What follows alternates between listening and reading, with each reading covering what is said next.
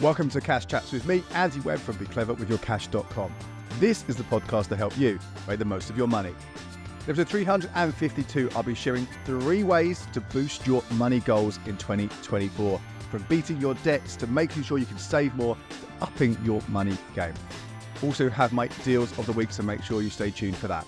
Let's waste no more time. This is episode 352 of Cash Chats. So happy New Year, everyone. I hope you had a good Christmas period. I'm a little bit under the weather still over the last week, so apologies for no episode of the pod last week. But we are back and we're in 2024, and this is always the time when people really start thinking about, what should I do with my money? How can I get on top of those debts? How can I save more money? How can I make more money? All these kind of things. So what I thought I'd do in this episode is take you through 3 different money goals, ways that you can potentially really get on top of that stuff. And the first one I want to talk about are debts. Now, I know not all of you will have debts, but don't worry, there's other things for you later on. But this is such an important one, and also it's one of the most common ones that occur as a New Year's resolution, that I think is really vital that we tackle this one first of all. And I'm not talking about really scary debts that are kind of unmanageable. If you are at that stage, and if you don't know you're at that stage, but you're finding it really difficult to do anything, the debts are kind of overtaking all of your kind of expenses. You have to put normal everyday essentials on credit cards, on buy now, pay later. You haven't got enough money at all for anything. Then you possibly are kind of in a position now where you need to get some proper help with this. And there are a number of free independent places you can go to, which will take you through some of the things I'm going to talk about right now, but also the next steps beyond that. Places like Citizens Advice Bureau, Step Change, National Debt Line, CAP, Christians Against Poverty. They are all good places where you'll go. They're impartial, they're friendly, they will take you through what you need to do, and they will help you get to a solution where hopefully your things are going to become more manageable and you can take some actions yourself. Okay, I'm not going to tackle that now. That's the tip for you guys, is just try and get that help. Don't put it off. If you're in that situation, do speak to them. Do not go to anyone that's going to charge you for this kind of help, and be really careful when you're searching for debt advice in Google, because often those paid results at the top, they have names which are very similar to the ones that I've just listed. So I'll repeat those ones again. There's Citizens Advice Bureau, there's Step Change, there's National Debt Line, and there's Christians Against Poverty, or CAP. They are kind of the core ones you should be going to. Yes, there will be others. And the Money Helper website does have a tool where you can put your postcode in, and it will tell you where you can get either face-to-face or phone support. So that's another good resource to go for, but that's where you should go. Now, if your debts are not at that critical point, it's more that you've got, I don't know, $1,000 on a credit card, or a few £100, maybe more than that, a couple of grand on an overdraft. They are areas where hopefully you can take action yourself to get out of this situation, to get on top of those debts. And that's what I'm going to share with you now. Some simple things you can be doing in 2024 that hopefully means that, depending on the size of your debts, as the year goes on, you start next year, 2025, in a position where they are, I think, of the past, and you are building your savings, you are making money, all those things. You're starting to kind of find that freedom that money can give you, which debt takes away. So what to do, first of all, what's the first thing you should be doing as part of this resolution, these kind of things you want to do? Well, if you have any savings as well as any debts, it might sound scary, but you absolutely should be using those savings to clear those debts, as much of those debts as you can. Because you think about what an overdraft, most overdrafts are charging, that's about 40%. Most credit cards are going to be well over 20%. They are going to be rates which are far higher than what you're going to be getting in the equivalent savings account. However, if you move that money from your savings into paying off the credit card, into reducing the size of that overdraft, the amount that you're paying every single month on those debts will reduce. So really important, if you can, you do this. Now, I know you might be thinking, but I want that emergency buffer. I want to have some savings available to me if something goes wrong. And that is a great thing to be doing, but not when you have debts. If an emergency does come along after you've used your savings to reduce or clear your debts, then you might have to borrow again. But we don't know that emergency is going to happen, do we? And hopefully, fingers crossed, it won't. So in that case, you are saving money because you're not paying any interest on the debts while you've got, savings over here and debts over there. And if those you do have to borrow in the future, there might be ways that you can borrow for free or for a very, very low rate, which again, overall will make it cheaper. So fundamentally, if you have any savings, do that.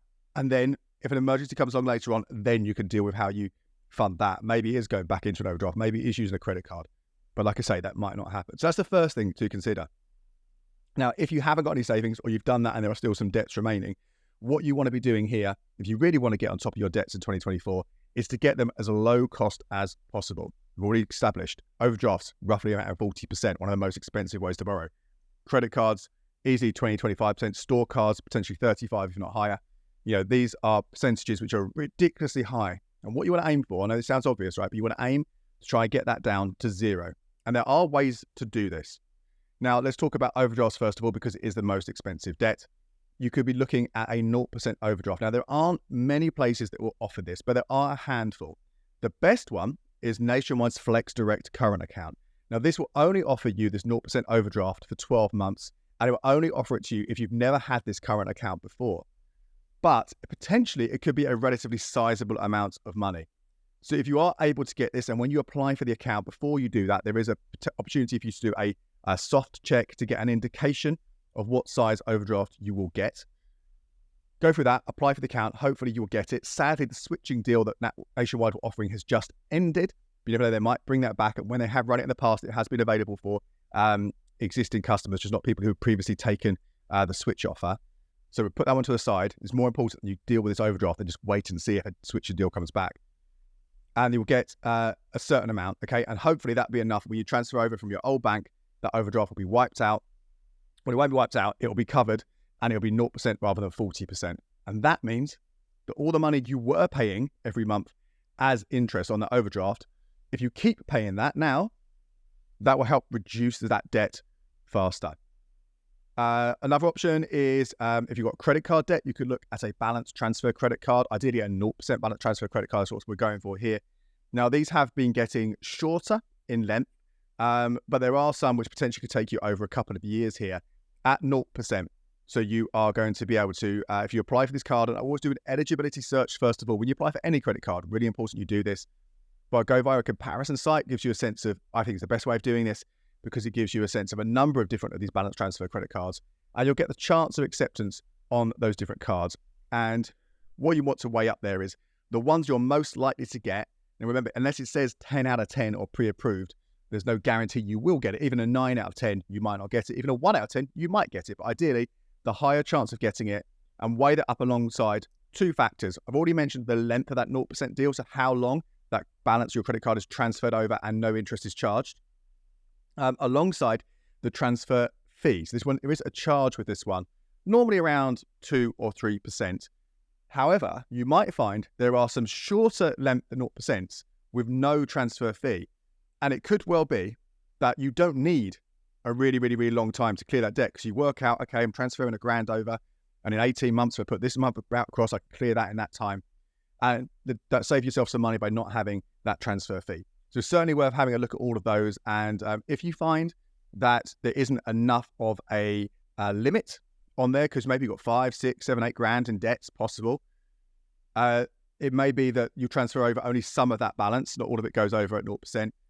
Then you obviously can apply for another one. Just remember, every time you apply for a new account, you are credit checked. And the more credit checks that you have in a short period, the more harder it is to get accepted. So you might have to wait a while before you maybe get a second balance transfer credit card or whatever it is, the product that you need. But that's a really, really great way of bringing it down.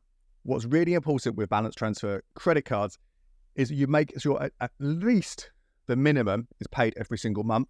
Because if you don't, then you could void it all and you could start getting charged fees, and maybe the 0% period will disappear. So at least the minimum, but I would certainly recommend you pay as much as you can, because remember, the aim here is to still clear this debt before that 0% period ends. Another option you could look at is a money transfer credit card. There are literally only a handful of these, and these are handy for other debts you might have. So again, it could be if you can't get that Nationwide 0% overdraft, or maybe have a store credit loan, or some other kind of debt which you can't tackle with the balance transfer credit card. A money transfer credit card, you apply for it, and the money is not transferred to another credit card. it's transferred into your bank account. You can use that as you wish. So again, you could use that to clear an overdraft. You can use that to go towards another debt elsewhere. And it works in a very, very similar way. The problem with these is there's always going to be a fee and the lengths are much shorter. But again, 0% is a great option to go for if you can. So there's some of the headlines there. So you can do your own research, look more into these if they think those are going to be the answers. But really, really vital to reduce that debt if you can to 0%. Now, if you can't reduce it to 0%, then maybe look for particularly here with balance transfer credit cards, or even with overdrafts as well, look for a lower rate as you possibly can get over the long term. So you might be able to get a balance transfer of, I don't know, let's say 8%. Well, that's better than 25, isn't it? Right. So you are, again, reducing, you're still paying interest, but you're paying less interest than you would have been if you just did nothing and kept it where it was. Similarly with overdrafts, although most of them, as I said, have charged you around 40%, Monzo and Starling might, again, this depends on when you apply, they might not give you the stu, but they can give you potentially as low as 15 or 19% on overdrafts. Again, high, but better than 40%. So aim for 0%, and then after that, see if you can reduce it any further on those other deals. It's also worth looking, I should just say, that if you're an existing customer, sometimes you do get sent deals directly from the credit card company. So don't just throw them in the bin. Do look at those. Sometimes they'll be better. They might be more suitable to you. There might not be any credit check for applying for an existing or moving your credit card to one of their balance transfer cards. But also, bear in mind, it might not be as good a deal as you might get at another provider. So do weigh these things up. Now, I've already hinted at this, but what's really important is when you have transferred these debts to 0% or a lower interest rate, is to keep paying them. Keep paying as much as you possibly can every single month. Don't just think, oh, great, now I'll just take that money I was paying in interest and I'll use that elsewhere. No, you really, really need to knuckle down and get that debt down as much as you can. As I said, and if that isn't possible because you aren't able to afford your essentials and things like that, and all the other kind of general spending is going onto new borrowing, then go to those areas I suggested at the top to get some better help in terms of how you deal with all those different debts that you might have. And one last thing here, one sort of thing to put into these money goal for clearing your debt in 2024. If you have a number of different debts, it can be tempting to try and clear the smallest one first of all. And there is absolutely for some people a psychological benefit and boost from that. But if your real goal here is to get it paid off as soon as you can, as fast as you can, then it's about tackling the most expensive debt first of all. And this might mean, I know I said you want to get your 0% credit card, you want to be sort of carry on paying what you were paying to clear it. That's all well and true if that's the only debt you've got. But if you've got, let's say, a 0% balance transfer credit card and you've put $2,000 over there, but you've got another $1,000 on another credit card which you weren't able to transfer over, and that's at 25%, well, actually what you want to do then is pay the minimum on the 0% card and then focus everything as much as you can on the debt where you're still getting charged interest. Really get rid of that one, clear that one. And then once that one is gone, all the money you were using to pay that debt, you then move that over on the 0% one and start focusing on pushing that one down as well. So hopefully you can clear that one before that 0% period ends. So hopefully that's, if you have got any debts and you're worried about them in 2024 and you really want to tackle them, that hopefully is a good way to get started on that.